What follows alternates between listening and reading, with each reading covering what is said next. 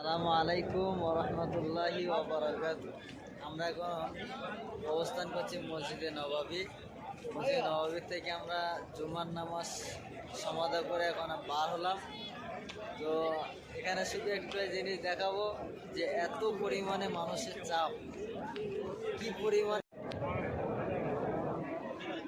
সমস্ত চত্বরটাই এত এই মানুষ, চারিদিকে একই রকম অবস্থা। আল্লাহু আকবার, অফুরন্ত মানুষের জনজোয়ার আজকের এই জুমার দিনে।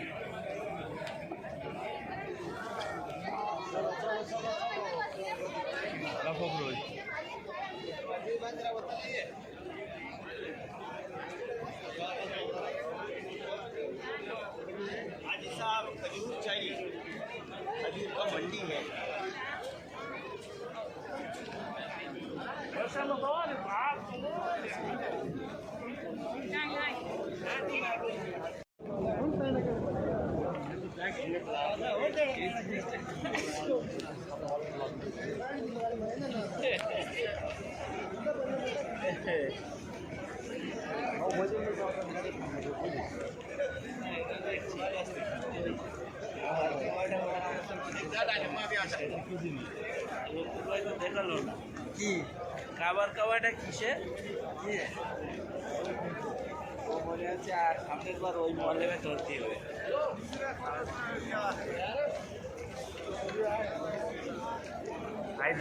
রসুলের রওজায় আকদাস।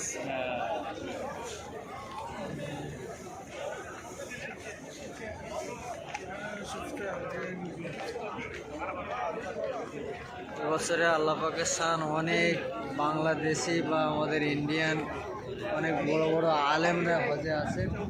এ দেখো হাসানুজ্জামান সাহেব।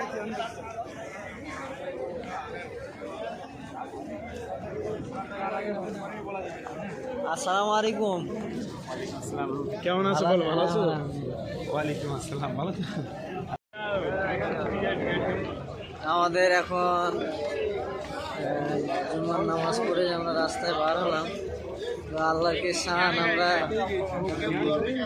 মৌলানা হাসানুজ্জামান সাহেব, ওনার সঙ্গেও সাক্ষাৎ হয়েছে। উনি হচ্ছে আমাদের পশ্চিমবাংলার ইমাম অ্যাসোসিয়েশনের একজন খুব কর্মদক্ষ, খুব সুনামের সঙ্গে অনেক ইমামদের নিয়ে ভাবেন, ইমামদের সাথেই থাকেন। তার সঙ্গে সাক্ষাৎ হয়েছে। তো এখানে শুধু মানুষের জনজোয়ার, এত মানুষ। আল্লাহু আকবার।